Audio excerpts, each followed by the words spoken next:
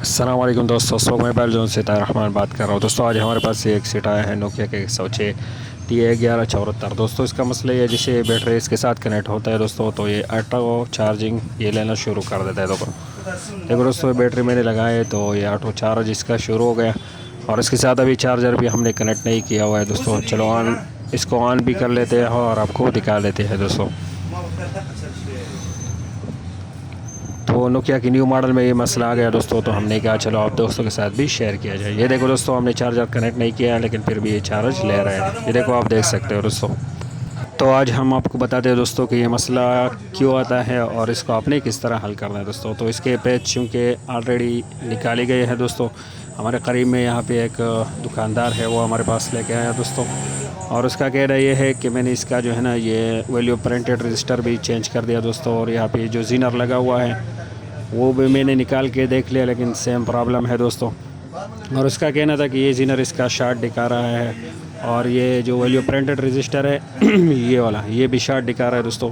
तो असल में ये दोनों शार्ट इसलिए दिखा रहा है क्योंकि इसका आईसी जो है ना ये वाला आईसी, ये जो चार्जिंग स्टोरेज के लिए आईसी लगा होता है दोस्तों, ये वाले तो ये शार्ट हो जाती है दोस्तों। तो इस वजह से ये ऑटो चार्जिंग का मसला भी बन जाता है दोस्तों, क्योंकि ये दो डायोड से मिलकर एक ट्रांजिस्टर की तरह बनाई जाती है दोस्तों, और इसका मेन काम स्विचिंग ही होता है दोस्तों। तो ये वो स्टोरेज का काम बंद कर लेता है और ये ऑटो जो है ना वो इसका स्विचिंग ऑटोमेटिक हो जाती है दोस्तों। तो इसलिए ये मसला बन जाते हैं और एक मोबाइल जो है ना वो बगैर चार्जर कनेक्ट की हुई भी चार्ज लेता है दोस्तों। तो चलो आपको दिखाते हैं दोस्तों। सबसे पहले ये आईसी हम चेक करते हैं दोस्तों, क्योंकि ये दो डायोड से मिलके ही बनाई जाती है दोस्तों।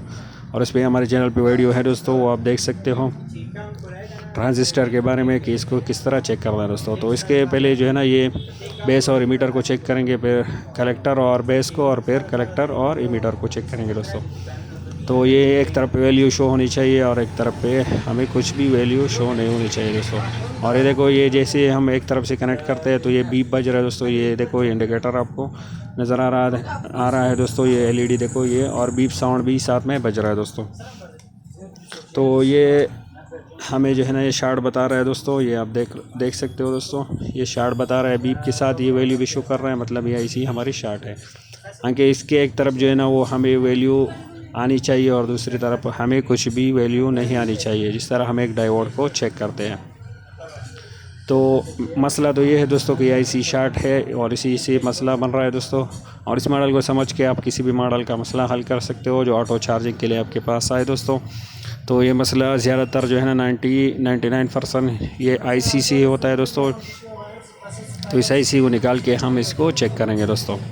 और हम आपको बताते चले दोस्तों कि ये आईसी जो है ना ये नोकिया के मॉडल में इसलिए आती है, चार्जिंग स्टोरेज के लिए आती है दोस्तों। और अगर ये सेट से हम इसको रिमूव कर लेंगे दोस्तों तो फिर सेट जो है ना वो चार्ज लेगा लेकिन स्टोरेज नहीं करेगा। तो फ़िलहाल हमने इसको जो है ना ये मोबाइल पीसीबी से रिमूव कर लिया दोस्तों। चलो आपको दिखाते हैं। ये देखो बैटरी हम इसके साथ कनेक्ट कर रहे हैं दोस्तों, क्या भी वो ऑटो चार्जिंग का मसला बन रहा है कि नहीं। तो देखो दोस्तों अभी वो ऑटो चार्जिंग का मसला हमारा जो है ना वो हल हो गया दोस्तों। ये देखो इतनी देर में जो है ना इसने चार्ज शुरू नहीं की दोस्तों, और इसको ऑन करके भी चेक कर लेते हैं। तो दोस्तों ये आईसी जो है ना एक नोकिया ऑल मॉडल में जो ये आईसी आपको नज़र आएगी दोस्तों, तो ये स्टोरेज के लिए होता है। तो देखो ये सेट हमने ऑन कर दिया, अब इसके साथ चार्जर भी कनेक्ट करेंगे दोस्तों। ये देखो अभी चार्जिंग जो ऑटो चार्जिंग का मसला था वो हमारा हल हो गया, क्योंकि यही जो है ना वो शार्ट था जो हमने निकाल लिया दोस्तों। ये स्टोरेज के लिए जो आईसी इसमें यूज़ की गई है दोस्तों, जो ट्रांजिस्टर की एक किस्म है दोस्तों। अभी इसके साथ चार्जर को कनेक्ट कर लेते हैं। तो आपको दिखाते हैं कि ये अभी चार्ज शो करेगा लेकिन ये चार्जिंग स्टोरेज नहीं करेगा। ये देखो ये बराबर अभी चार्जिंग शो हो रहा है दोस्तों, लेकिन ये चार्ज सेव नहीं करेगा दोस्तों। तो हमारा जो मसला था वो तो हल हो गया। अभी जो है ना चार्जिंग सेव के लिए इस पर जो है ना हमें एक और ये आईसी जो है ना किसी पीसीबी से निकाल कर यहाँ पे लगानी होगी दोस्तों। तो हमने आपको बताया दोस्तों कि ये मसला क्यों बन गया दोस्तों। ये शार्ट चार्जर की वजह से ये मसला बनता है अक्सर, और ये पूरी रात जो है ना वो चार्जर पे रख के ये मसला बनता है दोस्तों। ये आईसी शार्ट हो जाती है जिसकी वजह से ये ऑटो चार्जिंग शुरू कर देते हैं दोस्तों। इसको हमने इस तरह ही चेक करना है दोस्तों, और फिर ये आईसी को निकालना है। अभी ये किसी और पीसीबी से निकाल कर हम यहाँ पे लगाएंगे, क्योंकि ये मोबाइल स्टोरेज नहीं करेगा ये आईसी इसमें ना हो दोस्तों। तो ये ऐसी हमने यहाँ पे लगाई दोस्तों। अभी चेक कर लेते हैं हम। ये इसकी चेकिंग का तरीका ये है दोस्तों, एक पाव जो है ना इसका यही से कनेक्ट है। ये बेस और एमीटर को चेक करते हैं दोस्तों। ये देखो एक तरफ पे हमें कोई वैल्यू नहीं मिल रही है। यहाँ पे पहले हमें बीप मिल रहा था क्योंकि वो ऐसी शॉर्ट थी, और एक तरफ पे हमें वैल्यू मिलनी चाहिए दोस्तों।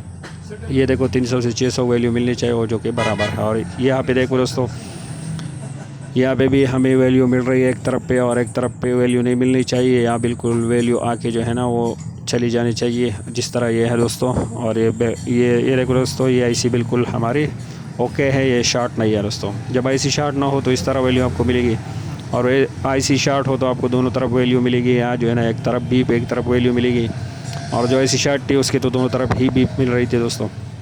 तो इस मॉडल को समझ के आप जो है ना वो तमाम मॉडल का मसला, वो ऑटो चार्जिंग का मसला हल कर सकोगे इंशाल्लाह। तो अभी इसके साथ बैटरी कनेक्ट कर लेते हैं दोस्तों।